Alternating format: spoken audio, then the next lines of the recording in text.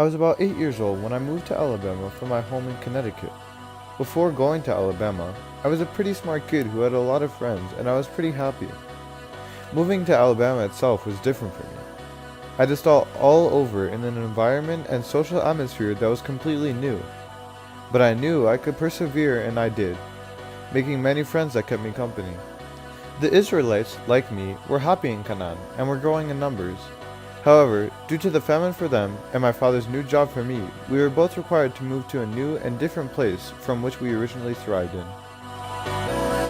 In Alabama, though I had many friends, certain people discriminated against me in certain ways because I'm mixed.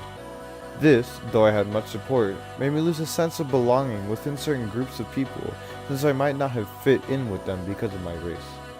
The Israelites became enslaved in Egypt and lost their place in that society as a result. They were stricken down by the Egyptians and were ordered to kill all their baby boys because the Israelites grew too large in numbers. In order to avoid this killing, however, Moses' mother placed her son into the Nile River and allowed him to float down the river until eventually the Pharaoh's daughter found him and took him in. Similarly, as I grew, that is socially, in Alabama, people hated and discriminated against me more as a result of me growing. At that time, to a certain extent, I felt powerless beyond my reach with the people I was true friends with. However, whenever I succeeded in school or did something remarkable, I'd be recognized by my school or some other organization, but the people who did not like me and discriminated against me saw this and were put off. In this sense, the theme of the younger brother can be seen in my Exodus story, in that God always cares and allows the younger brother to succeed. Like the Israelites, I was powerless to do anything, like the Israelites were powerless to escape from being enslaved in Egyptian society. Although that I loved my friends in Alabama, it became increasingly obvious that my family and I simply weren't happy there. My father, of course, wanted to stay in Alabama for the purpose of his job. So, my mother, my brother, and I began to advocate for a move elsewhere. This is very similar to the story of the burning bush, in which Moses, through God, realizes that it's obvious that the Israelites must move out of Egypt to escape slavery and have a happier life.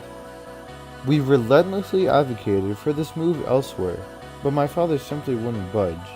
We needed a miracle in order to convince him that we needed to move somewhere else. This is very similar to the story when Moses approaches the Pharaoh and attempts to convince the Pharaoh to allow the Israelites to leave Egypt. Moses was to do this with a staff, which God turned into a serpent once he threw it onto the ground.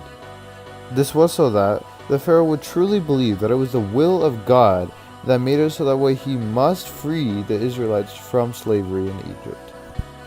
When I prayed at the dinner table, I always prayed to God that we would be able to move away from Alabama because of the many negative things about it. I trusted God that he could allow that to happen, which is a major theme throughout Exodus, to trust in God. Likewise, Moses stayed faithful with God and continued to persuade the Pharaoh into letting the Israelites free. Moses' persistence in convincing the Pharaoh is one of the things that shows his deep trust in God, in the fact that he was able to persist in such an idea with simply the word of God and God telling him to do so. The kind of exodus that I experienced didn't necessarily require anyone to guide me out of the situation I was in, but my brother and my mother, who advocated for the move, of course helped the situation. The tipping point of the issue was when my father finally decided to move away from Alabama. He figured that it was more important that we suffer less in Alabama than that he have a better job. Similarly, the Pharaoh finally gave in to Moses after the 10 plagues which wrecked Egypt. He decided that it was more worth it that the Israelites should be freed from slavery than to stay.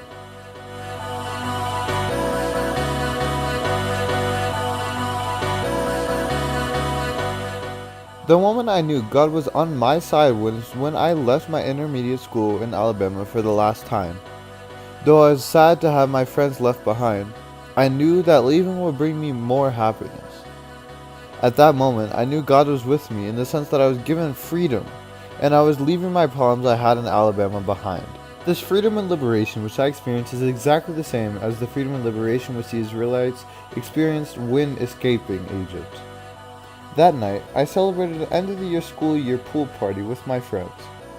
Through this, I learned also that freedom can be accomplished through caring for others. I recognized the past experiences I had with my friends. Those times when I made them laugh and I cared for them and they cared for me. Those were the things that truly gave me freedom from unhappiness and sadness. Those were the things that allowed me to have freedom through caring for others. This is another major theme in Exodus, which can be recognized by the Israelites' hospitality with many others. Very similar to my celebration, the Israelites celebrated their liberation with Passover. This Passover was a meal in which friends and family came together, all to eat a meal together and to celebrate their freedom. In the struggle, it's obviously been solved. I live in Colorado now, where though everything isn't perfect, I live a very happy life, and the things that put me down in Alabama, I am now liberated from. And in remembering those prayers that I made at the dinner table, I knew that God always kept His promises. He brought me from Alabama and removed discrimination and racism essentially from my entire life. That's something that I prayed to God for, and that I knew He would give back to me, and something that He truly did give back to me. Another recurring theme in Exodus is that God always keeps His promises, and through my Exodus story, I know that He does. Like the Israelites finally making it to the Promised Land after wandering through the desert for 40 years, and their reliance on God for resources and hope clearly reflects my final arrival to Colorado after the move from Alabama.